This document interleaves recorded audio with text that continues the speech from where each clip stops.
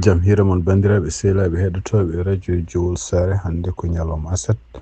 hawri ko 5 lewru avril hitan ujunaji 2025 habruji mon e ɗemgal Pulaar. toɓe men ɓurɗo mawɗon giɗoɗen ko toon États-Unis ma ƴeew kadi ruttade gouvernement makko kanko Donald Trump ƴeewen kadi holko hesɗi hande ɗum noon ñande fof kanko Donald Trump wonko yaltata toon ko hunde hesere wonande gurdam États-Unis no wano no wati no wano adan eno andirno habruji men international ma nawa en toon hakkude relation ngaji hakkude kamɓe États-Unis e Soudan ene wayno wuli Donald Trump laamu ɗum yamiri wonde kala visa ji étudiant ji jaɓanoɗi ɗum noon yo dartine à partir de samedi hande. habruji men ma nawa en toon to Mauritanie ƴeewen kadi caɗele gonɗe toon to Guidimak sibabunde o maynoɗo Nouakchott artira toon to Guidimak pour ɓeyde tawaɗo ko chrétien ƴeewen kadi holko ɗum ɗo ko firti wonande droit de l'homme et surtout ko kamɓe ɓeydi haalde kaɗon haala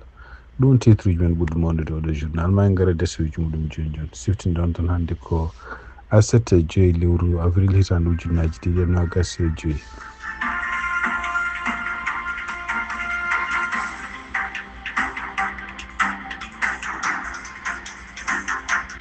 bandiraɓe sehlaɓe heɗotoɓe radio jowol sare no mbiɗen titre uji men ni toon to États-Unis fama tan e galleji janiyankoji mawɗi kanko Donald Trump omo continue wadde agenda makko pour yoɓtade gueɗe ɗe waɗano walla gueɗe ɗe wiyaɗo waɗano ɗum noon ko gila e cunde menace uji makko wonande kala ko wayno avocat ji walla galleji avocat ji kañumen koye men defandunoɓe yimɓe ɓe ganduɗa en portunoɓe plainte contre makko kanko Donald Trump walla ankinnoɓe walla ankinnoɓe yimɓe taariɓe ko yiya hande hono kanko Donald Trump département makko justice ene wayno ɓe mbiɓe nanodiri e firme goto firme kadi ko galle avocat ji kanko ancien vice président gorko makko wen liggoto ɗum noon kanko Ernof ene wayno e nder communication ma waɗi o yetni ha oɗon galle mo liggotono o wi wonde ko fotani waddude laamu Donald Trump arrangement pour beele ene yoɓa Donald Trump $1 million sibabunde e wiide Donald Trump en kamɓe oɗo galle avocat defandi yimɓe hewɓe contre muɗum ɗum noon en siftore hono toon to Georgia ko kamɓe oɗo galle avocat ji ko kamɓe defanduno rewɓe ɗiɗi portunoɓe hono Rudy Giuliani pour haala ka haalno contre ɓeɗo rewɓe sibabude woseji bannoɗe toon hitande ujunaji 2020. eyyi ko teskira kadi hande ko yalti médiaji hono kanko Donald Trump laamu makko kadi fuɗɗima dañde caɗele sibabunde haalluji kanko département justice gardi toon hono ko pambandiɗe o haalno surtout menace de hono kanko Jasmine Crockett noon ko représentante jeeɗo toon Texas gandiraɗo oɗo États-Unis ko haalluji ɗe haalata ɗi henne hono kamɓe républicain ji ɓe beelaka ɗum ɗon donc wawi wonde fof ene ko kanko Jasmine Crockett e ko yiya e nder média ji o ari kanko hoore makko public pour toon to congrès dénoncude walla kanko hoore makko wullitade wonde ko gardiɗo département justice hono ministére de la justice wona kañum foti won jogade rôle ene haala ene ara e télévision ngaji won ene waɗa won menace uji won surtout menace de neɗɗo gonɗo toon to congrès kanko Jasmine Crockett o haali haala kew ko wi wonde komo faami oɗo saa joni wona républicain ji tan wona démocrate en tan kala yimɓe wonɓe congrès oɗo saa joni koko menace ɗum noon sibabunde est ce que kañumen koye men gonde Trump walla gondene Trump donc ɗum firti wonde ko e wiide makko kanko Jasmine Crockett hono kanko gouvernement makko kanko Donald Trump ardi tan kañum hoore mum ko wattade gueɗe ɗi wi waɗama walla gueɗe ɗi wi wonde yimɓe muɗum mbaɗama donc ko ɗum waɗi ha hande ne continue yiyade hono kanko gouvernement makko kanko Donald Trump continue segde yimɓe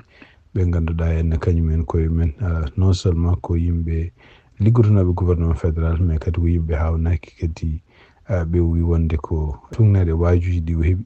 ummade surtout henne ko sakkiti ko hen hono kanko biyeteɗo Laura Lumo wonde ko yimɓe ɓe ganduɗa henne wona yimɓe yiɗɓe mo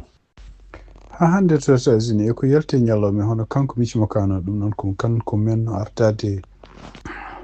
kanko menno ardade sénat républicain ɗum noon ene wayno ko oɗo saa joni kadi ko ɓurɗo wiyade kañum ɓuuri hewde duuɓi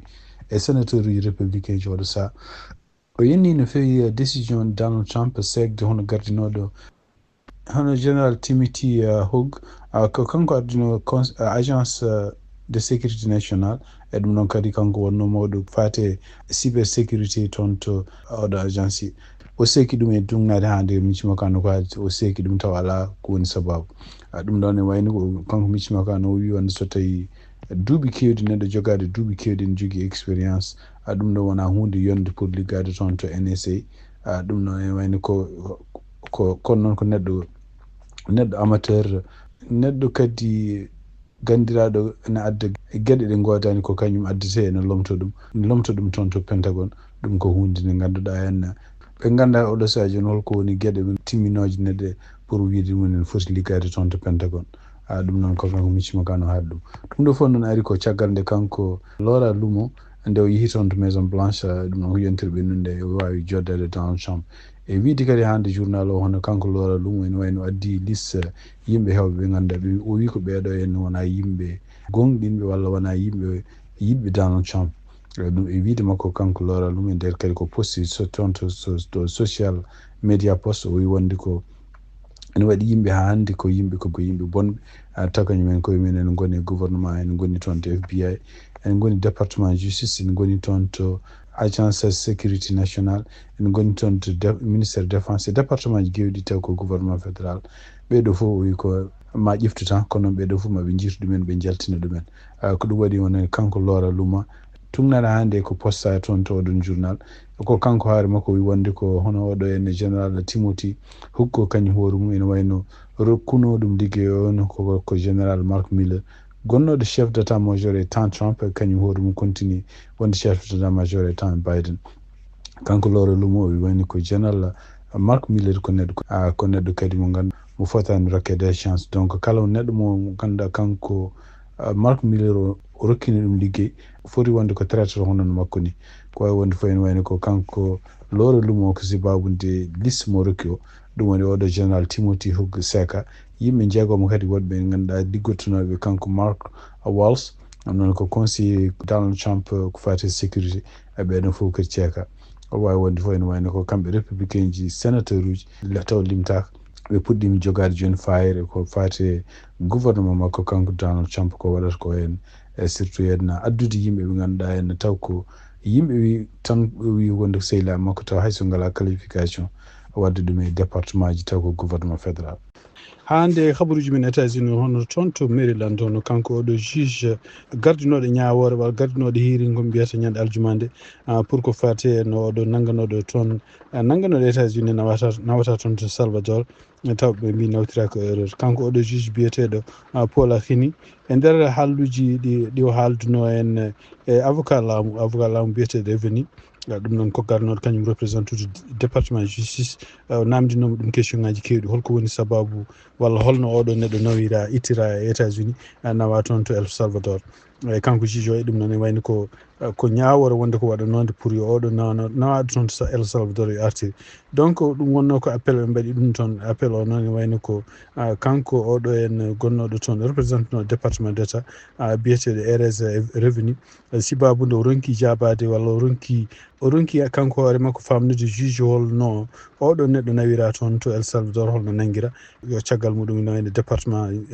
justice e gardugol kanko pambandi ɓe mbaɗi lettere wiide wonde ko kanko biyeteɗo RS revenu ene wayno suspendama oɗo saaha joni e liggey makko ɗum noon suspension ala to haaɗi ɗum fof ko sibabude kanko pambandi no wiri ko sibabude oɗo avocat ronki wawde défendre gouvernement intérêt gouvernement laamu Donald Trump e ɗum noon kadi ko windi kanko pambandi o winde e nder direction makko e nder yamirore makko kala département justice o wi ko kala avocat liggotoɗo e département justice ene foti kañum hoore mum wawa haɓede pour wallude laamu États-Unis o wi donc o wi ko kala neɗɗo avocat mo donkuɗo wawde wadde ɗum ɗon donkuɗo kadi wadde liggey muɗum ha défendre gouvernement États-Unis kanko hoore makko ene wayno jomum ma dañ battande muɗum ko battande sekede ɗum noon firti tan wonde ko kanko gouvernement makko kanko Donald Trump eɓen continue hande e habde yimɓe ɓe ganduɗa ɓe cikkata wonde ko wona yimɓe mabɓe walla yimɓe mabɓe hayso ko yimɓe mabɓe mi ronkuɓe défendude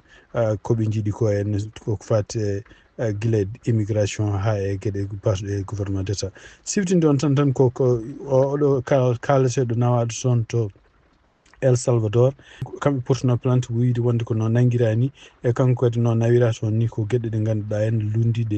lundiɗe constitution États-Unis kanko wiyete ko Kilmar Armando Abrigo Garcia ɗum noon e wayno ko caggal nde oɗo hearing hearing bannoɗo ñande aljumande hono kanko oɗo juge Khini o yamiri wonde ko yacci hono kanko oɗo Kilmar nangaɗo nen nawa toon to kasoji El Salvador yo artiri ko adi altini garoɗo o. Habaruji men États-Unis tumnede channel 21 gonɗo toon to Pennsylvania en wayno kono wiye ujunnaji yimɓe mbaɗi ndendi seppoji men ɗum noon ko Ohio e Pennsylvania ɗum noon e wayno seppoji ɗi henna ko wiide wonde ko kala ko woni droit ji kala ko woni gueɗe ɗe ganduɗa kisnoje démocratie yo oppe e wiide journal o ɗiɗo seppoji ko goto ujunere seppoji baɗɗi États-Unis e caggal États-Unis tugui ko Donald Trump ƴefti laamu ko ɗiɗo seppoji noon ko woni mabɓe dolen ko goytoto ko wonde ko gurdam nen ɓeydo tiide woni noon goyto wonde ko gueɗe ɗe ganduɗa ɗe keɓatno ko fate en yimɓe wonɓe retraité nene kefte woni hen goytoto wonde ko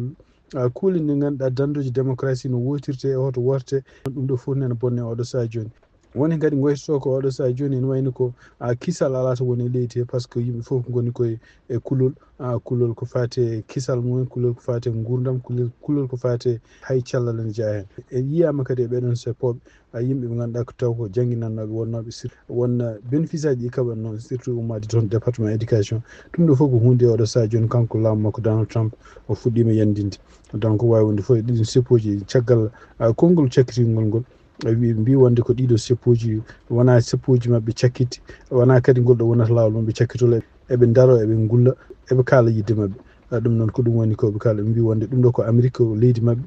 ɗum ɗon kadi ene wayni ko eɓe jogui droit seppude eɓe jogui droit haɓede kala koɓe jii wonde ko fewani donc seppoji kamɓe fof ɓe gullata ko hands off ɗum noon firti ko nanggue juuɗe mon guitte juuɗe mon e memde droit ji amen tugnaɗe hande article o ɗiɗo seppoji mbaɗi ko toon to Ohio ene wonde Pennsylvania e surtout e ɗiɗo kawneji gonɗi toon to Youngstown downtown ene wonde Mercer ɗum ɗo ɗiɗo fof ko kawneji woni hen ko ɓuuri hen hewde goni ko Pennsylvania hande toon to États-Unis tugnade kadi habaruji gommiriɗi to agence presse ɗum noon AP News ene wayno ɓe mbi wonde ko yimɓe ɗiɗo garde frontiére uji nene nangga oɗo saha joni ɗum noon ɓe nanguira wonde ko sibabude kamɓe koye ɓe takka eɓe jeena pour ɗalde won yimɓe won tecce frontiére uji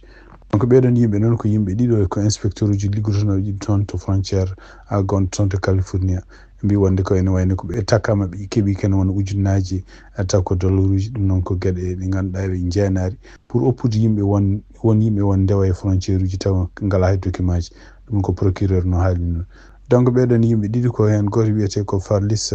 Almonte e goɗɗo wiyete ko Ricardo Rodriguez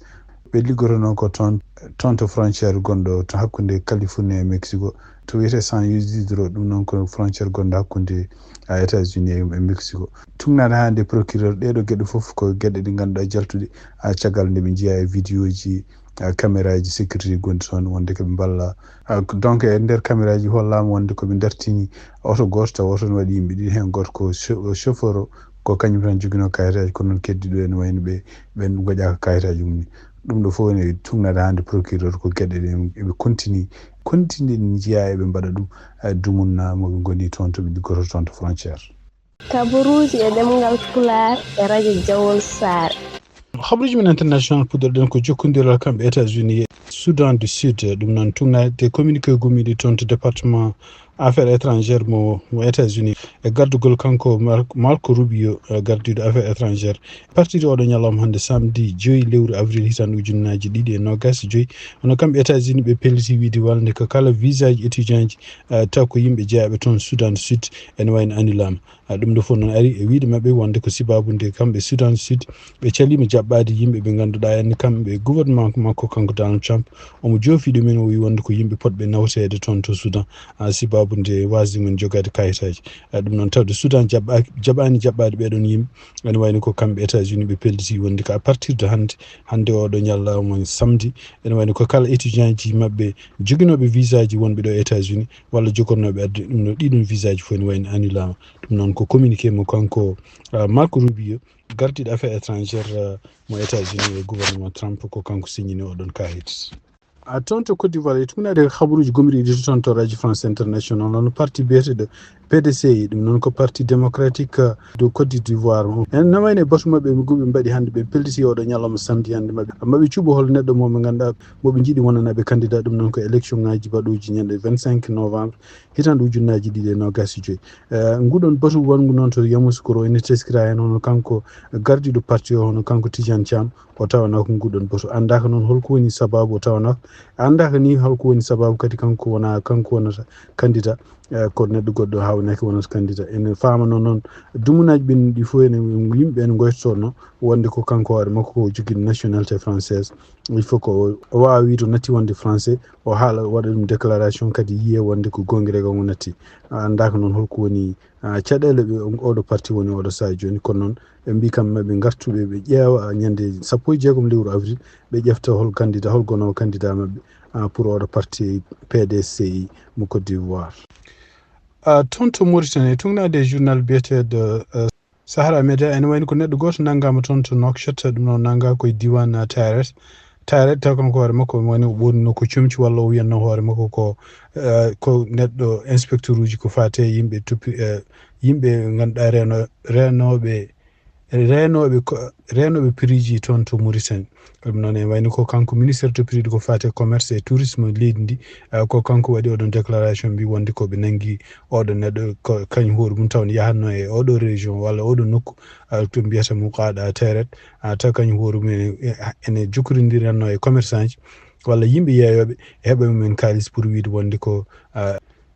fawde mumen sibabunde won prix ji ɗi mbaɗani kanko ministére to prix ko fate commerce et tourisme leydi ndi o wi wonde ko agent ji liggotoɓe e oɗo ministére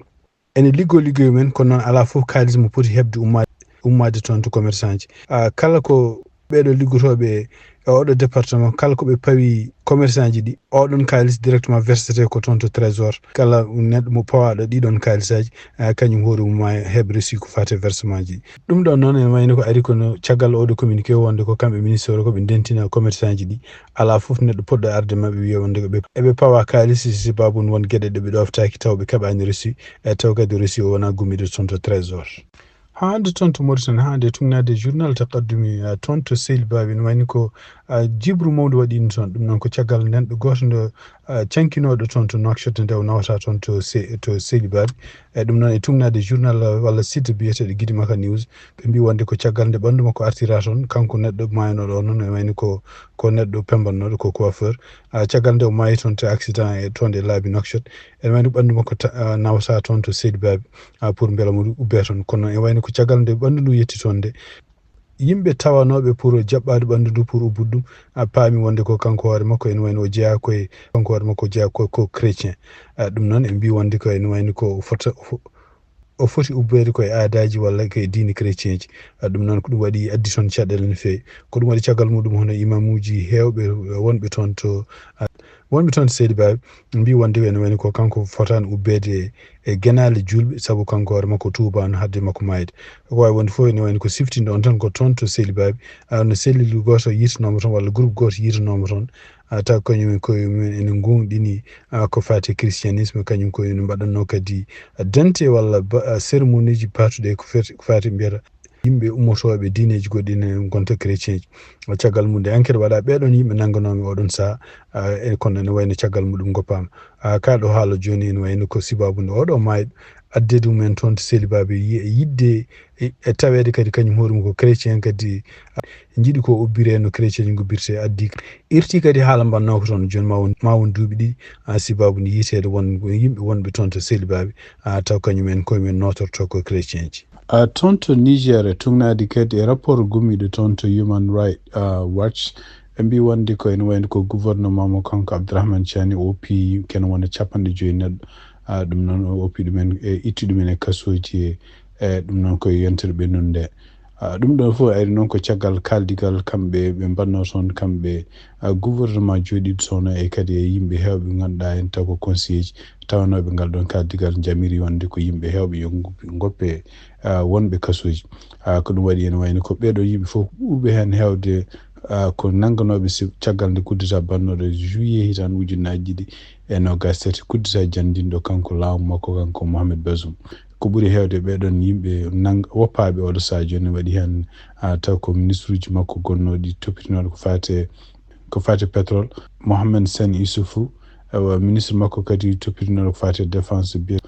Kala Muntari, goɗɗo kadi taw ko secrétaire général hono parti mo gonnoɗo e laamu biye Fumake Gado, e yimɓe heewɓe ɓe ganduɗa ene taw kañum en ko yimɓe liggotonoɓe e parti makko kanko Mohamed Bazoum walla laamu makko. Ene jeeya hen kadi journaliste nangganoɗo biyeteɗo Ousmane Toudou, ɓeɗo fof woppaɓe. Kono noon ene wayno ko kamɓe Human Rights Watch koɓe kaali ɓe mbi wonde ko ɓurɗo haalede walla ɓurɗo nanguede oɗo saha joni moɓe cikki nanguira hen nanggugol muɗum ko nanggugol ngol ɗoftaki lawol ko kanko Mohamed Bazoum e joom suudu makko, eɓe no continue nanguede oɗo saha joni. Ko wawi wonde fof ene wayno ko kanko Abdourahmane Tiani yentere ɓennude nde kadi ne wayno wari huccite